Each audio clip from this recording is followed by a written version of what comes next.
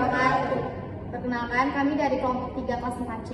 Kali ini kami akan menjelaskan materi tentang analisis dan sintesis dengan mata kuliah proses berpikir matematis dengan dosen pengampu Ibu Hanifah Nur Sofiani MPD. Sebelumnya, izinkan kami memperkenalkan diri terlebih dahulu. Perkenalkan, nama saya Nur Fitriani dan rekan saya Adam Setiawan. Saya Zara Mahmal. Berikut penjelasannya. Yang pertama, pengertian berpikir analisis. Proses berpikir analisis adalah keterampilan siswa dalam menemukan ide utama dari suatu masalah, mengidentifikasinya, menentukan dan melaksanakan strategi pemecahan masalah berdasarkan alasan tertentu. Jadi, pada analisis ini memecahkan masalah menjadi bagian-bagian kecil untuk memahami hubungan antar bagian tersebut. Selanjutnya, pengertian berpikir sintesis. Proses berpikir sintesis adalah kemampuan untuk menggabungkan elemen atau informasi yang berbeda secara logis dan kreatif untuk membentuk suatu kesatuan baru atau pola baru yang lebih besar. Jadi, pada sintesis ini, menggabungkan informasi yang telah dianalisis untuk menemukan suatu solusi. Sehingga dapat disimpulkan dari kedua pengertian tersebut bahwa analisis sintesis adalah metode berpikir yang menggabungkan kedua pendekatan, yaitu memecahkan suatu objek atau masalah ke dalam bagian kecil atau analisis, kemudian menyusun kembali bagian-bagian tersebut menjadi suatu pemahaman yang utuh. Baik, yang selanjutnya itu ada pada bagian indikator analisis dan sintesis. Indikator analisis yang pertama itu adalah kemampuan mengidentifikasi ide. Nah, ini siswa itu mampu menemukan ide utama dari suatu masalah atau topik yang diberikan. Kedua itu siswa itu mampu mengurai suatu masalah atau topik menjadi komponen-komponen yang lebih kecil dan terperinci. Yang ketiga itu siswa itu mampu menyadari dampak lingkungan dari konsumsi dan perilaku mereka. Nah, selanjutnya itu indikator sintesis. Yang pertama itu kemampuan membentuk kesatuan. Jadi artinya siswa itu mampu membentuk suatu kesatuan baru atau pola baru yang lebih besar dari elemen-elemen yang ada.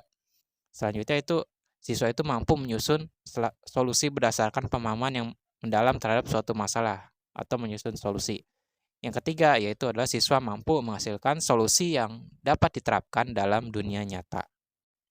Baik, selanjutnya itu hubungan antara analisis dan sintesis.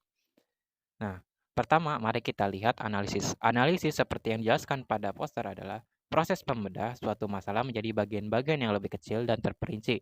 Tujuannya adalah untuk memahami setiap komponen secara mendalam, mengidentifikasi pola dan menemukan hubungan sebab akibat. Analisis ini membantu kita melihat apa dan mengapa dari suatu masalah. Setelah kita memahami masalah melalui analisis, langkah selanjutnya adalah sintesis. Sintesis ini adalah proses menggabungkan kembali bagian-bagian yang telah kita analisis menjadi suatu kesatuan yang utuh dan bermakna. Nah, seperti yang pada tertulis di poster, analisis membantu kita memahami masalah dengan mendetail, sedangkan sintesis membantu kita untuk menyusun solusi berdasarkan pemahaman tersebut.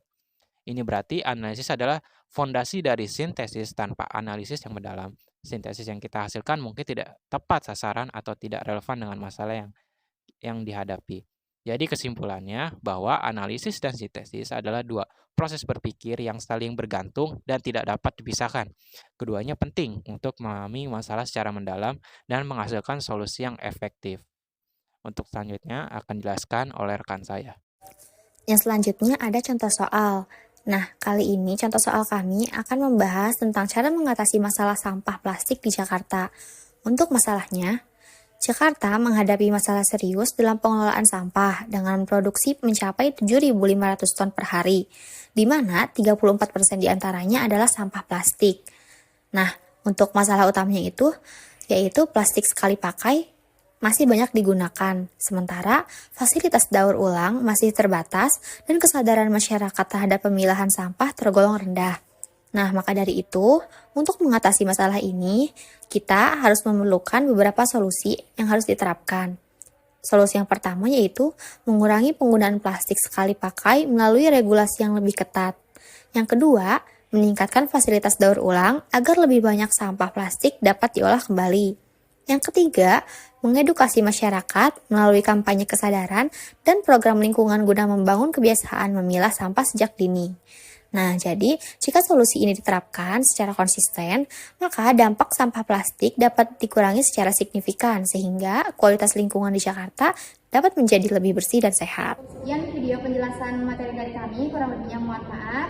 Wassalamualaikum warahmatullahi wabarakatuh.